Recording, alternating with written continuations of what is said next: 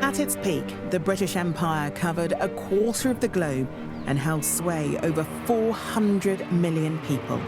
And even today, its legacy continues to stretch around the world. I'm on a journey to understand how the Empire has made so many of us into who we are today. Hello. I don't believe it! Oh my God! And discover how the history of the Empire has shaped the history of my own family. You know, a few hundred years ago, no one that looked like us was even in Jamaica. I will piece together long-forgotten historical records. These are invaluable to understanding your roots. And do some old-fashioned detective work. This is a birth record for your great-grandfather. No way. I was not expecting that. And with modern advances in genetic testing, Hopefully, DNA records make me feel a little bit more whole. I'm hoping to find my place in the shadow of the British Empire. His father is white and his mother is black. 2 islands, 1 family, and 1 shared history.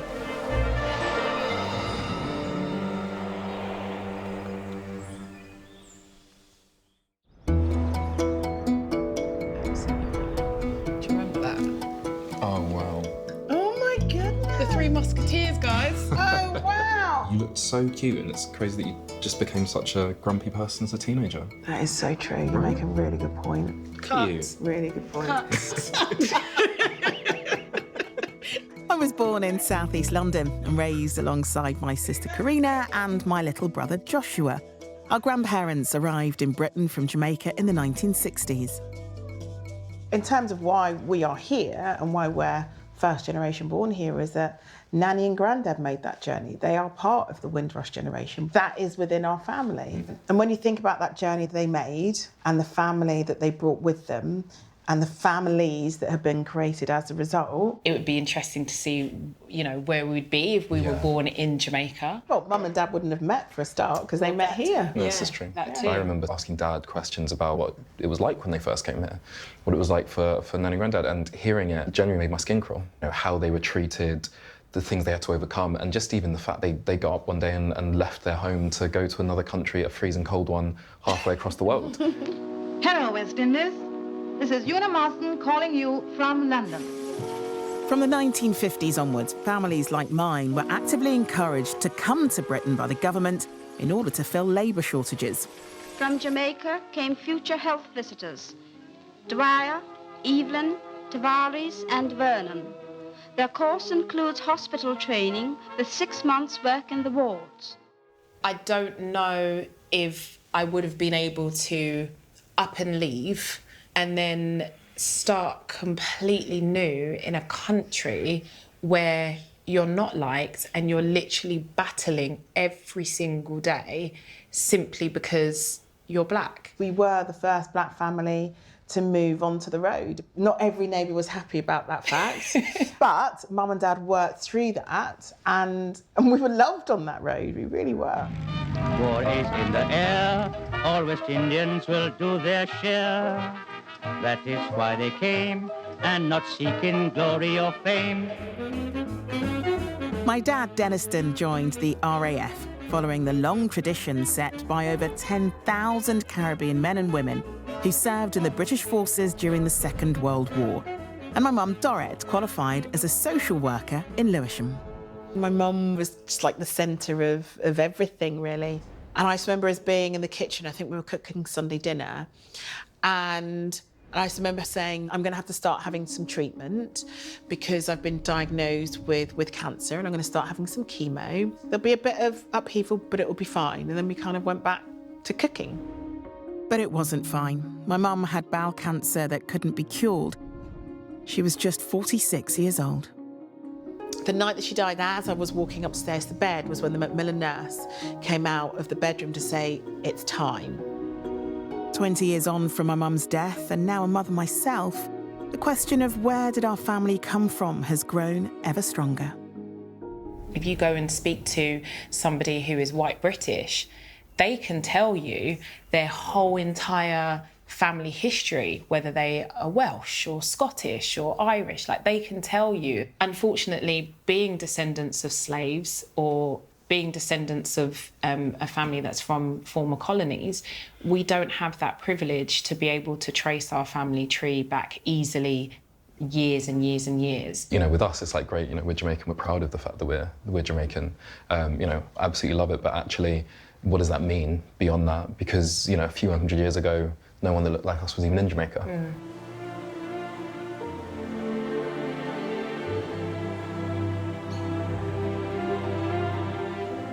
I think there's one thing knowing the slave trade history.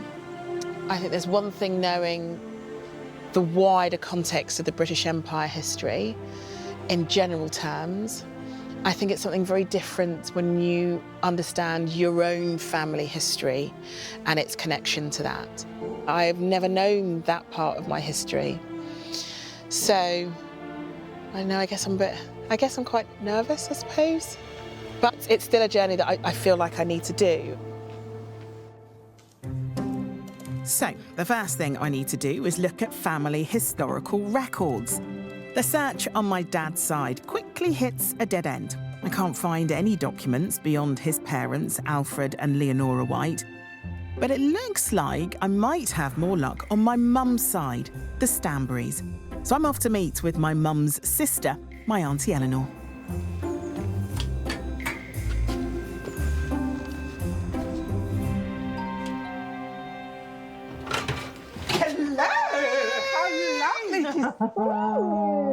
Come on in. The garden's looking great.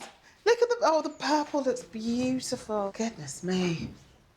So you found quite a few pictures for me to look at. I have. The first one is this one. Can you believe it? And that's Mum, isn't it? In her beautiful, gorgeous yellow dress. Yes. Look at those socks and I assume church shoes. Yes. Such a gorgeous picture. You'd never seen that before. I've never seen this before. My maternal grandparents, Byron and Ruby Stanbury, arrived in England in 1961. Their children were left with family in Jamaica until they could afford to bring them across. Auntie Eleanor came first, followed by my mum, Dorrit. Your mother arrived one Saturday morning. Oh, do you and I remember? know it was the Saturday morning because I was out playing hockey. And on my return, they were there. Suddenly in the house. Yeah, I was really happy to see them. But what really peeved me was that now I had to share my bedroom, you know. And as you know, I've always been tidy. Oh, you've always been tidy and you do like your own space. That much Yes. I do know, Auntie Eleanor. With my mum, Dorrit, Eleanor and their brothers all now in England, my grandparents were ready to set up a new home. I think it's important to understand that when they came to London, they came to nothing. They knew they'd get a job because there were lots of jobs going, but there was no assistance at all with housing or anything. No benefits, no nothing. You either sink or swim. Fortunately, they didn't sink. But that was over time, though. You didn't that work was it out, over yeah. time, because initially when I arrived, we were living not too far from here, in one room. Over time, black people would club together to form an informal banking system because they could not get mortgages from banks. And it was called a partner because everybody within it was a partner. Through that I think around about 5 years after my parents arrived in London, they were able to buy their own homes. Wow. Aunt Eleanor wants to show me a house she lived in with my grandparents when they first came to London. The food shop is just up there, straight ahead. Recently arrived immigrants often depended on those who'd been here a while for help, and my grandparents were no different. A young Jamaican bricklayer, Albert Johnson, had managed to buy this house, and he offered my grandparents rooms on the first floor. I don't believe it. Oh my God. I can't believe it. Mr. Johnson, absolutely. Incredibly, over half a century later, Mr. Johnson is still living here. You look wonderful. You must be in your 90s by now. Yes, 91. I remember you when you come just like a child. What was Aunt Eleanor like as a kid? She was all right. She was all right. Wow. Carpet is still the same. Wow. Is it exactly as you remember? It is, yeah. You were on the first floor. And you've not walked up these stairs in 50 years. So how does that feel? Maybe a bit longer. And through to what was your room? Yes, it was. And it's a room that I was happy in and loved. And it's strange to see it now. Just reminded me of how we started. Yeah. And where we've come to. It's been a road of ups and downs, but it's been triumphant. And this is one of the houses in which I started that life. I love that. I love that. Yeah. Right, should we go see Mr. Johnson? Yes. Come on. The Empire had brought people from the Caribbean to Britain. But when they got here, they had to rely on each other to survive. I'm just really, really grateful to Mr. Johnson because without doing what he did for my family, we wouldn't be where we are because he did something that the government at the time wasn't willing to do, and that was to give my family a chance.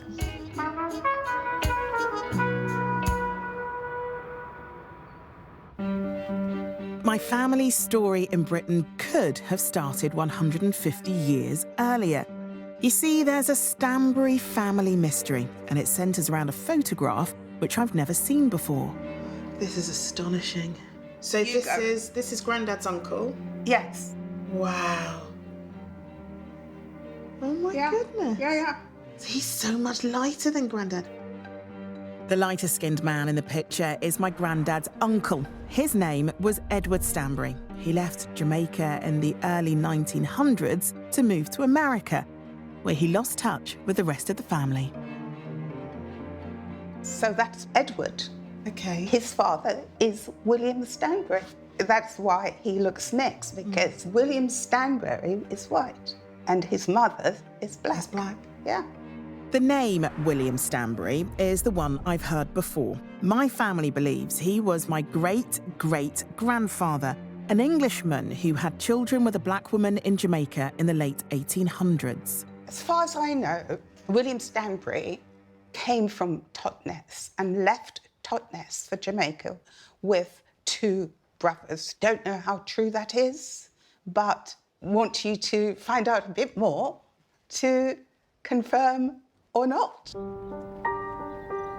And so my journey begins. I'm leaving London for Totnes in Devon on the trail of William Stanbury. The only thing I'm expecting to find out is about these brothers who moved from Britain to Jamaica. That's about all I think I'll find is who they are, why they moved, what they did in Jamaica, and what happened to them.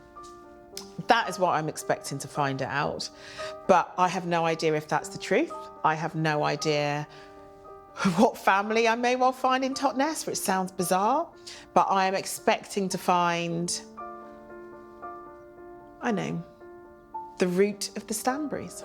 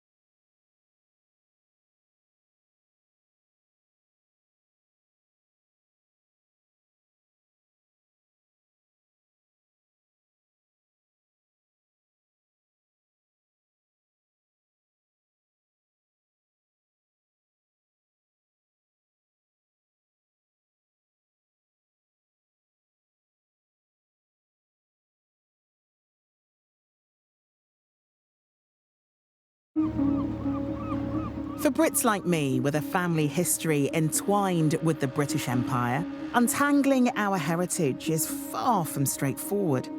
I'm on the trail of my Jamaican mother's ancestors, the Stanburys, and my journey has taken me to an unexpected place, Devon. What a beautiful place to be kicking off this search in terms of trying to figure out where it is that I come from. So my family history, as Aunt Charlene was able to find out, is a guy called William Stanbury was born here in Totnes, and William Stanbury's her great-grandfather, so my great-great-grandfather, and he's a white British man who moved from here to Jamaica. I'm pretty surprised that the family history starts here.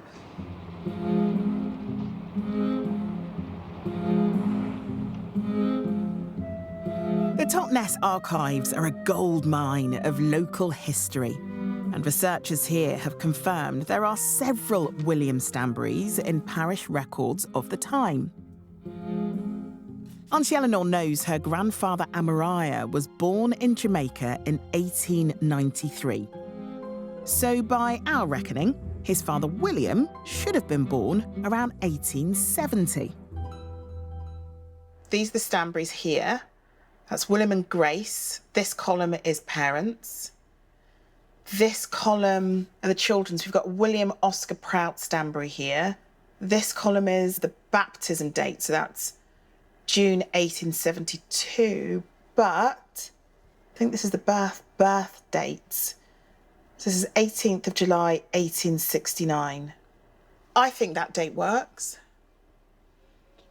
I actually do think that date works. So I think there's a bit of a chance this could be my William Stanbury. I've made progress.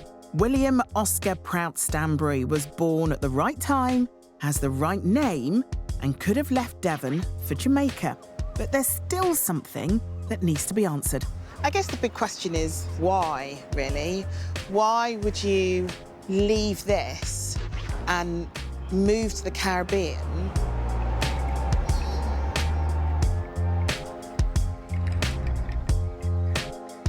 Buckland Abbey was bought by Sir Francis Drake in 1581. His fortune was partly made by pirating Spanish ships loaded with goods produced by slaves. And I've come to meet historian Dr. Todd Gray, who's an expert on the history of Devon and its links to the Caribbean. Do you know what sorts of things William Stanbury would have been going out to the Caribbean to do? Well, we had 200-odd years of slave colonies. And then after that, we follow with this long period of empire. He's taking advantage of an opportunity, I would have thought. A white person coming from Devon or any part of England automatically came into a different part of society, a different hierarchy than he would have had here. So essentially here, you could be lower working class, for instance, and travelling over to Jamaica. All of a sudden, because you are white, your status is elevated and you are suddenly shot up into the upper echelons of society. You were at the top. The British ran the civil service, the British ran trade. Its wealth, its power, and its status.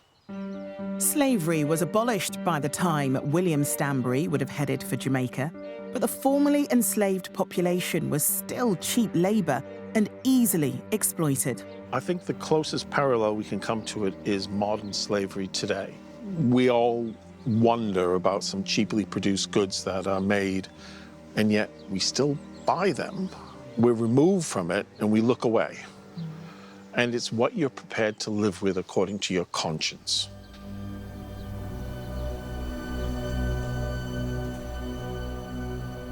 I really do think a large part of my family are originally from here. And yet, the other side of me, a lot of them died for this.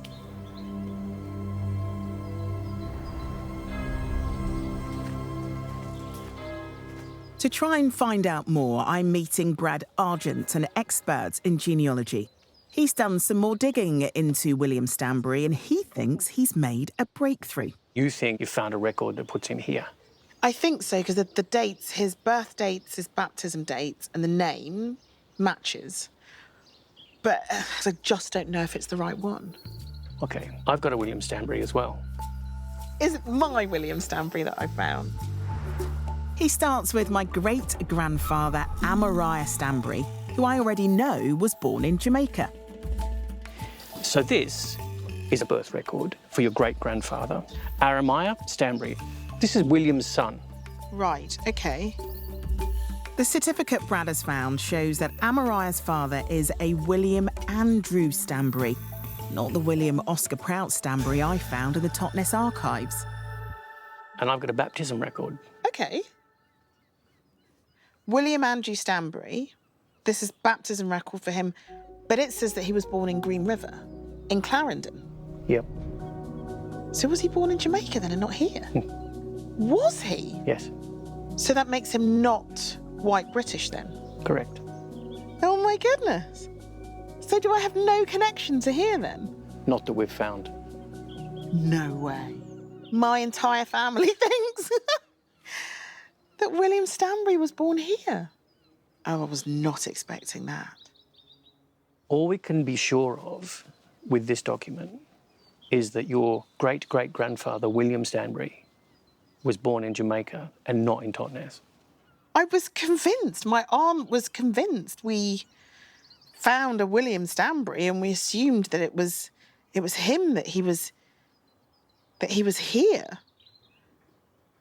But this changes everything because Charlene spoke about the fact that William Stanbury did come from here, which explained why his children were so light-skinned, because they were mixed race, that he was white British. So this really throws a lot of things into confusion when my family is concerned, because this is not the history that we have been told or that we thought that we had found, essentially. So now I'm really confused about who this William Stanbury actually is. William Andrew Stanbury was baptised in Green River, Jamaica in 1865. And his son, Amariah's marriage certificate lists William as a planter, a small-time farmer. He's your great-great-grandfather. I think I'm relieved.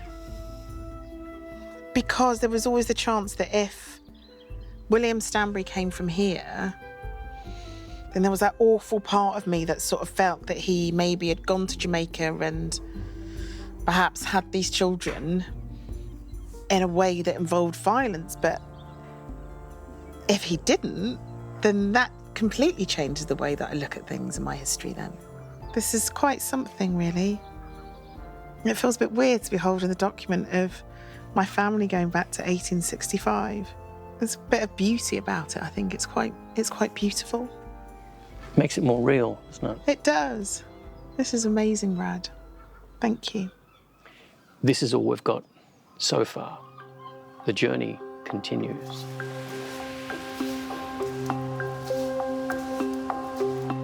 So I now know William Stanbury was born in Jamaica. But the central mystery remains. Why does his son Edward look of mixed heritage in the photograph Auntie Eleanor showed me?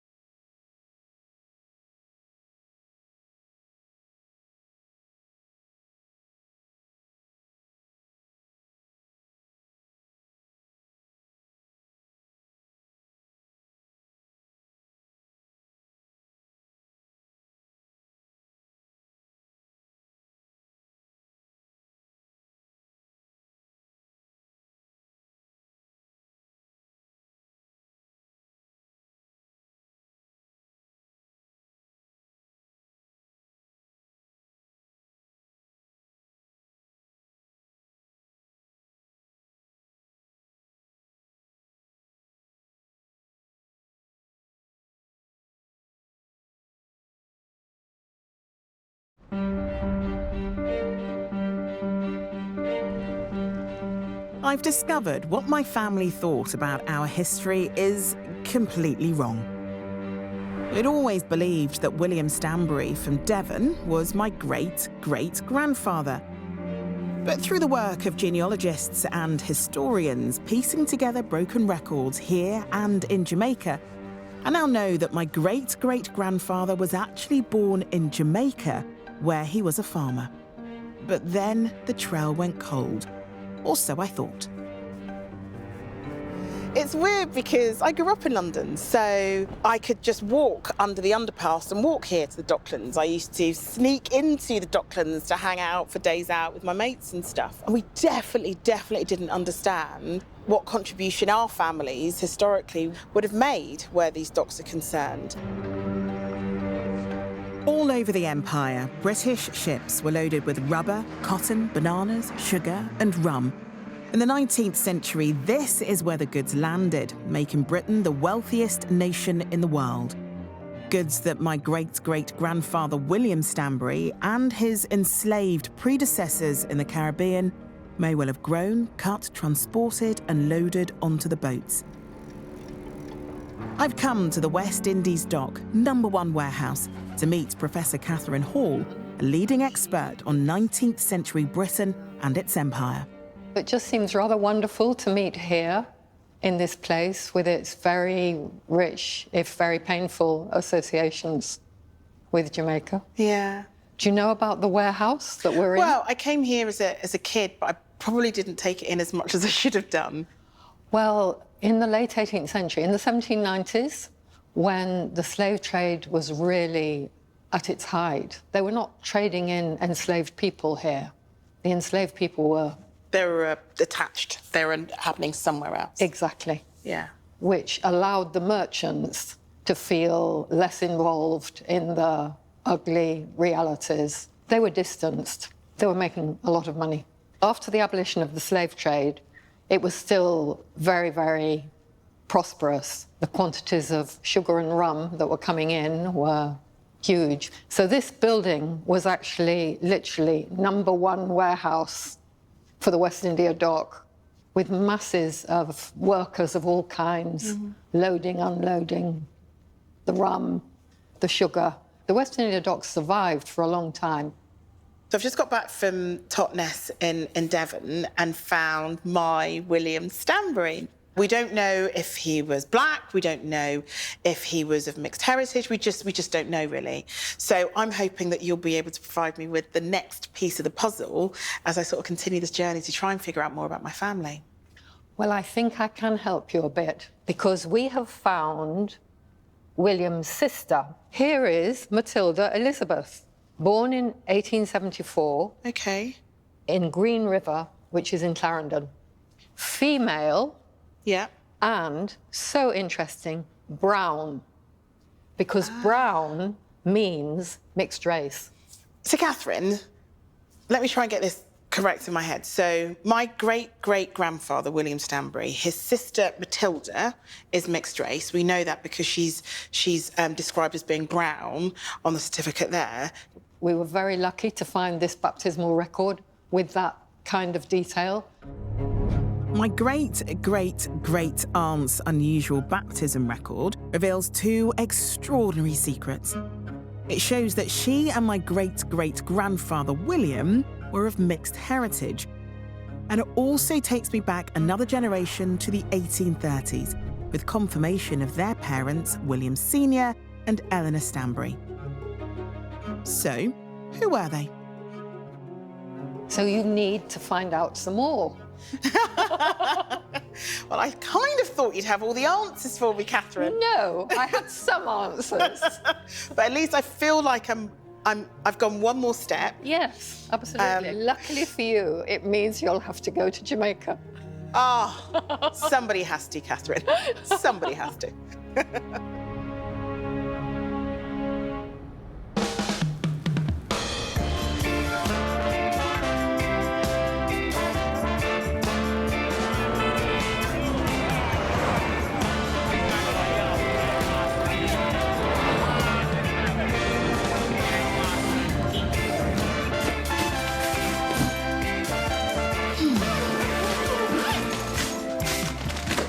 I'm really excited. I mean, I'm in Jamaica, and there is no bad side to that as far as I'm concerned. You see people walking around on the street, and when everyone looks like you. I've been coming here my entire life, so it always feels like coming home. It's a really special feeling.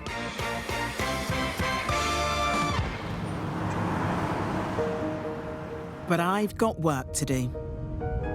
We are heading out to Spanish Town. Now, in Spanish Town, there's this big cathedral church that used to hold all the marriage, death, and birth certificates in Jamaica. So that should really help us in terms of trying to figure out the mystery surrounding William and Eleanor Stanbury. William and Eleanor being my great-great-great-grandparents. And of course, they are the parents of the original William Stanbury that I was looking for. After conquering Jamaica in 1655, the British destroyed the original Catholic church on this site and replaced it with this Anglican cathedral. And I'm here to meet one of Jamaica's leading genealogists, Diane Golding Frankson. I'm looking for more information about my great-great-great-grandparents, Eleanor and William Stanbury. And I hear that you are the woman in the know who'll be able to answer lots of questions about that. Well, what I have here, we actually found the baptism record for William and his brother, James. He had a brother? Yes, he had a brother. And yes, just above. Yes. But one of the problems with that record is that there are no parents named. So does that mean it's not possible to go one step further and find out who their parents were then? Well, most people, but not for me. It's your superpower, Diane. Jamaica has a tradition, especially after that time, of naming traditions, which is why you have a William Sr. and a William Jr. So more than likely, whomever their parents were, I knew the father would have had to share either the name William or James because of the children. Okay. Here is the marriage of James Stanberry and Mary Thomas. These two people are very likely the parents. It's astonishing to learn my ancestors James Stanbury and Mary Thomas married on the 10th of July, 1839. But the marriage register doesn't record their ethnicity. But that doesn't necessarily answer one of the questions I had about my ancestry because of this picture of Edward Stanbury, because he's so much lighter skinned. Well, I can actually also see that he has rather Caucasian features as well. Yeah. Well, let me answer that question for you. There was a planter by the name of John Stanberry. By examining all available records, Diane has discovered a man named John Stanbury living in the parish of St. Catherine, and he was registered as the owner of slaves. What I have here is the slave returns that were being sent in. Now, what is very interesting is that several of the children on this property that was being turned in were all mixed race. These are invaluable to understanding your roots. The placement of John Stanbury in St. Catherine at the time and the obvious residency of James Stanbury is a strong suggestion that James Stanbury was in fact the illegitimate child of John Stanbury. So John Stanbury was white? Yes, he was. He was a white planter. And if John Stanbury was actually the father of James Stanbury, that could suggest that John Stanbury was my great, great, great, great, great grandfather. Mm-hmm. Well, this is strange to get my head around. And it's not that the lighter skin meant more than anything else, where finding out about my ancestry was concerned. It was more of a curiosity. because we could never really quite get where it came from. And the slight reddish in my hair, for example, the slight ginger in my hair when it's not grey and when it's actually dyed. And actually the straightness of your nose. The straightness of my nose, really? I never really thought of my nose as being straight. Gosh, it's because of this man. And this man could have been responsible for a lot of harm. And a lot of pain. True. And chose to put his children in a stock take of the slaves that he owned. Very likely.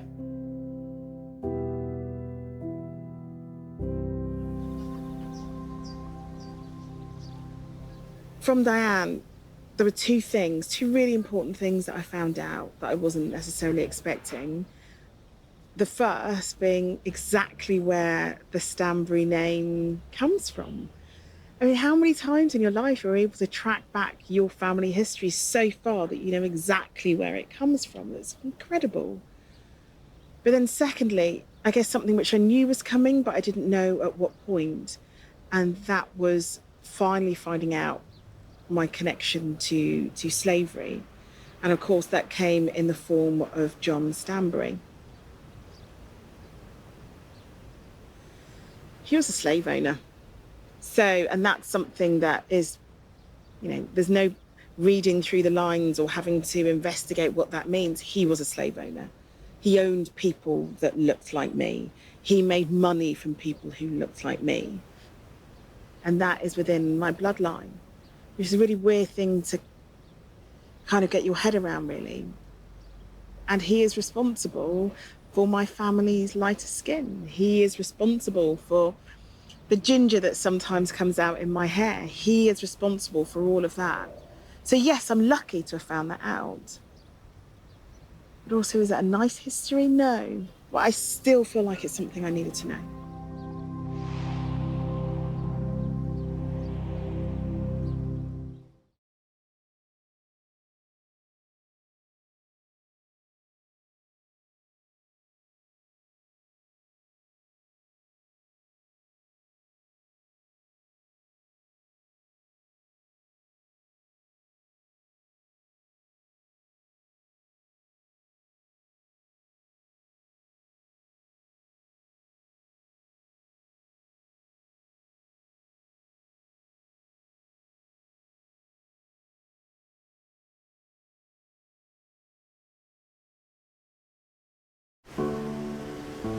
Here in Jamaica, the records have given me more information than I thought possible. They've taken me back to the early 1800s and named a white slave owner, John Stanbury, as my ancestor. But one crucial piece of the puzzle can't be found in historical documents.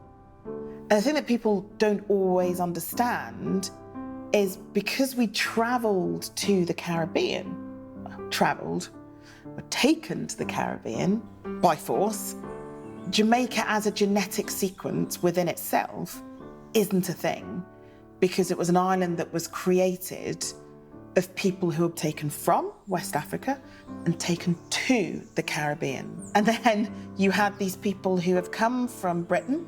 Also, we are a mix and blend of people who've all come from somewhere else.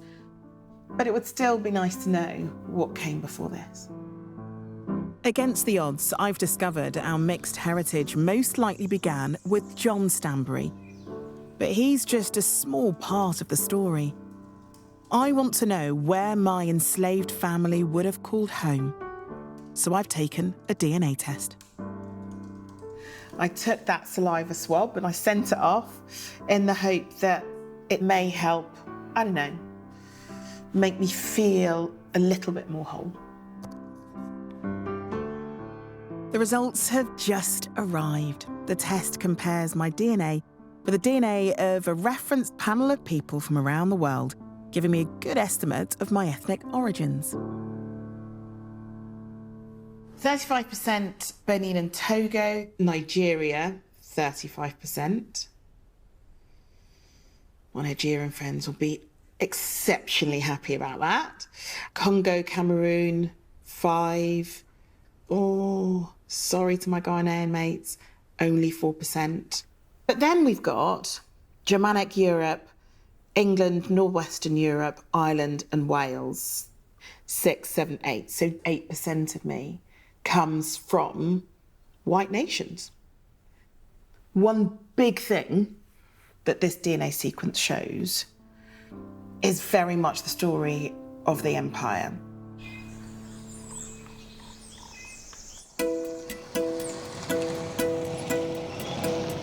One parish in Jamaica has repeatedly been mentioned in my family's baptism and birth records, Clarendon. It's a 2-hour drive from Kingston into the mountains. My grandfather Byron Stanbury left this rural parish 60 years ago to travel to Britain to find work. Hi, Dr. Suzanne. How are you doing? I'm good. I'm meeting Dr. Suzanne Francis Brown, an historian at the University of the West Indies. She has one final piece of information to give me.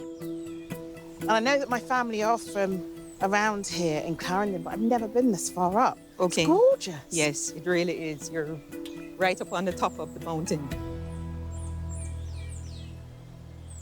So the reason why we're up here is because this area is one of the areas where what were called free villages were established after the end of slavery. This area had a free village called Nairn's Castle. Our free village is something that you're familiar with. No, I'd actually never heard of them before. Right. So was it a way, I guess, for slaves who just didn't own anything? It was a way of giving them something so that they could build upon, I guess. Right.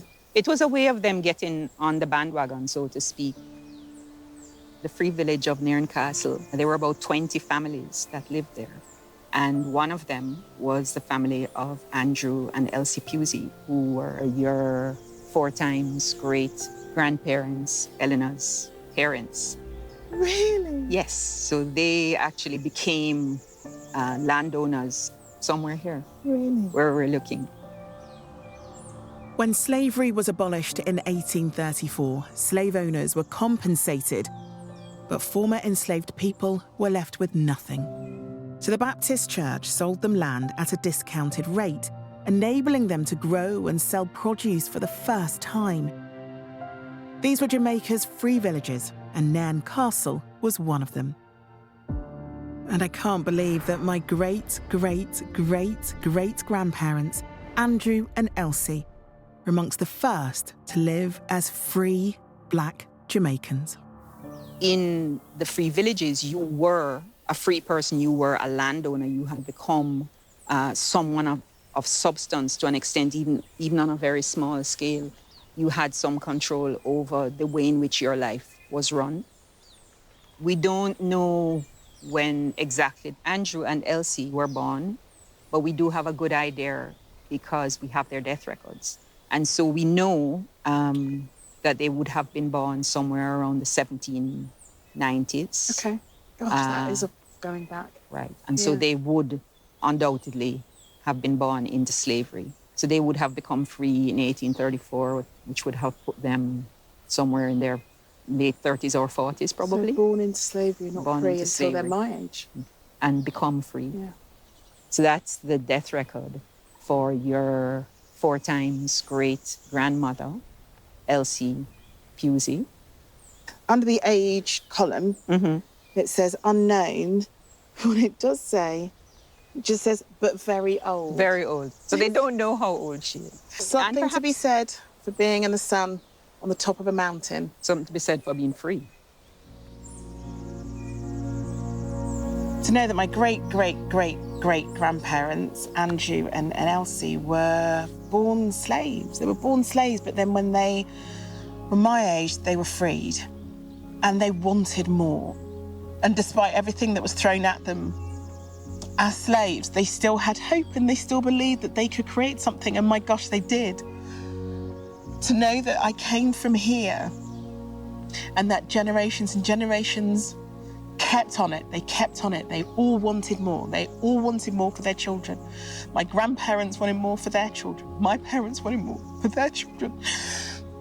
And then you've got me, my brother and my sister. And the dream that Andrew and Elsie had here was us. And they did it. And I hope that sort of coming home to here in some weird way, going full circle, I hope they realise that they did it. What they wanted and what they hoped, they actually did it. And I'm so proud of them.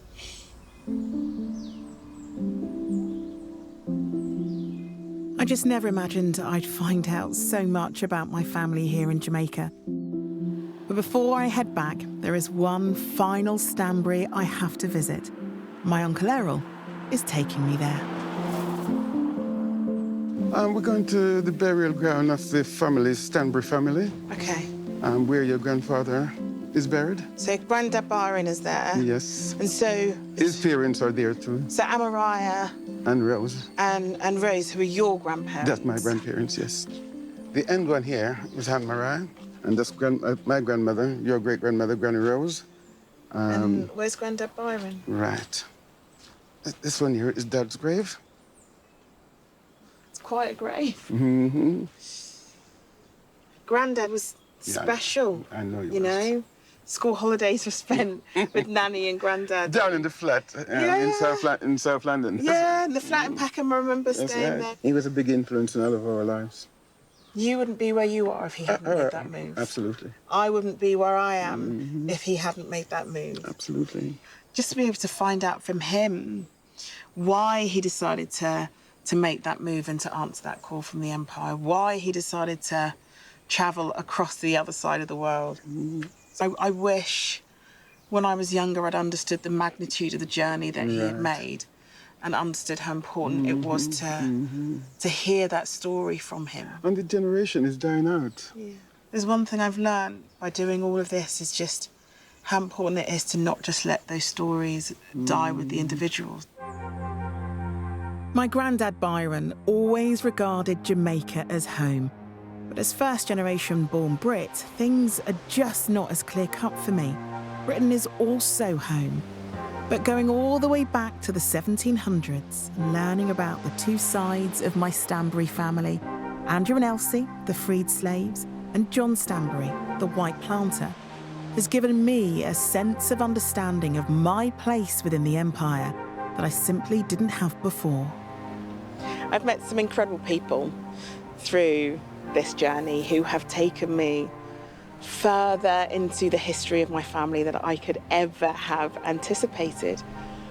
But look, I genuinely believe that this isn't just a story about me or a story about my family.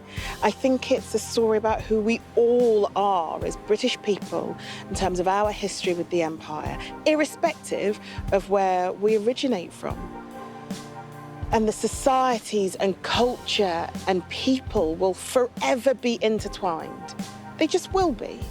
And that's from here to Britain to the rest of the British Empire. Our shared history means that we are forever intertwined together. I think it's really important that we just don't forget that.